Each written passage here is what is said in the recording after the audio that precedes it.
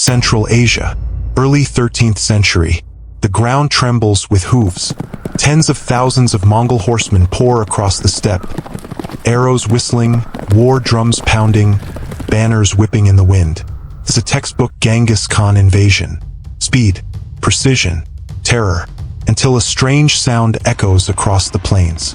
Not thunder, not hooves, but rotor blades. Low, fast, and impossible.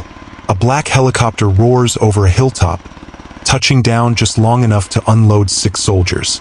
Special forces, camouflage, night vision, compact rifles, silent coordination. The Mongol scouts stare in stunned silence. What sorcery is this? 6 men against an empire. What happens when elite 21st century warriors land in the path of history's most feared cavalry? Let's find out. This isn't just any group of soldiers. This is a Tier 1 Special Operations Team. SEAL Team 6 Delta Force. The kind of unit that makes war look like choreography. Each operator wears advanced body armor that can stop high-caliber rounds. And in this world, Mongol arrows just bounce off like angry toothpicks. They're armed with suppressed M4 carbines, laser rangefinders, night vision goggles, thermal scopes, and radios that let them whisper across miles. Each rifle is accurate past 500 meters and loaded with 5.56 millimeters rounds that can punch through armor, if Genghis had armor, which most of his warriors don't.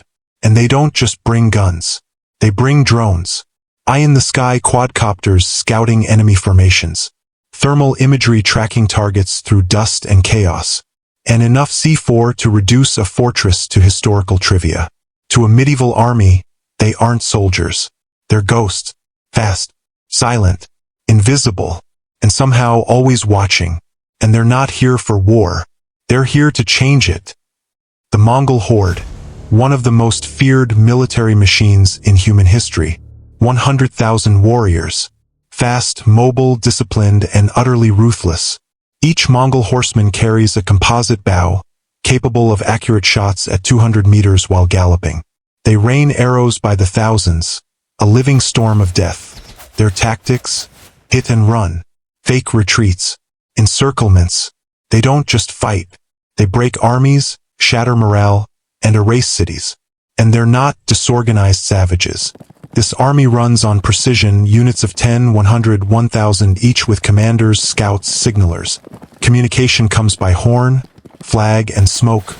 Primitive, sure, but effective when moving at lightning speed. They carry sabers, spears, and discipline.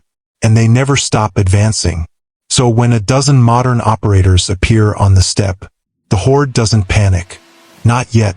To them, it's just another enemy to crush. They have no idea. The dust kicks up first. Scouts spot the strange dark shapes moving with purpose. No horses, no banners. Then thunder.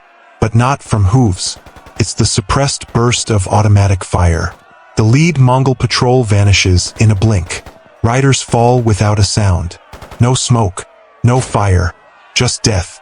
Panic ripples back through the lines.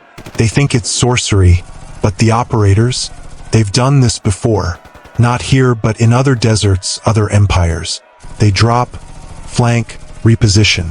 Thermals cut through dust and darkness. Drones hover like silent angels, painting targets for airburst grenades. Sniper rounds crack from unseen positions. Every shot hits. Every shot drops.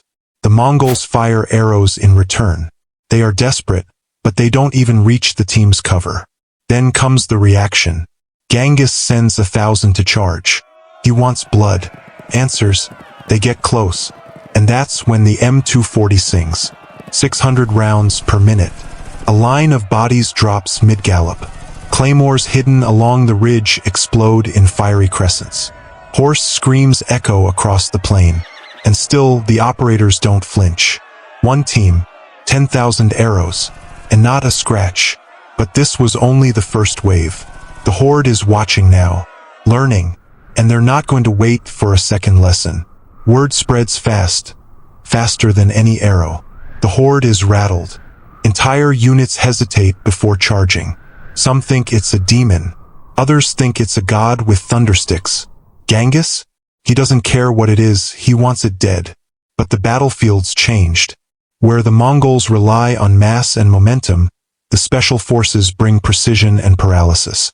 A single laser dot and an entire Mongol command tent evaporates. Grenades rip apart cavalry flanks before they can wheel around.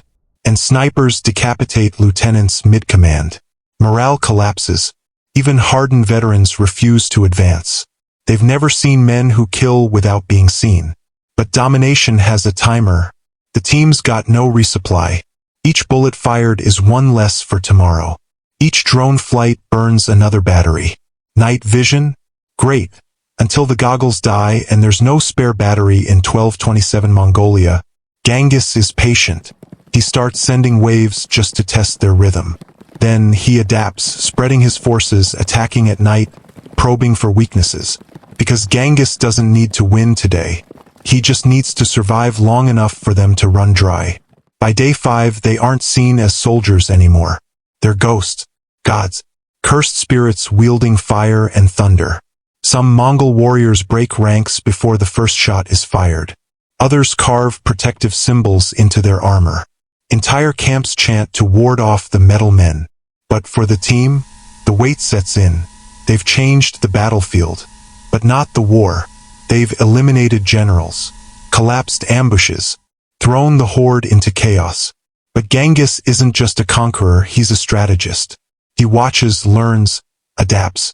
He starts using terrain, canyons that choke movement, forests that jam drones. He sends decoys, ambushes, and overwhelming pressure.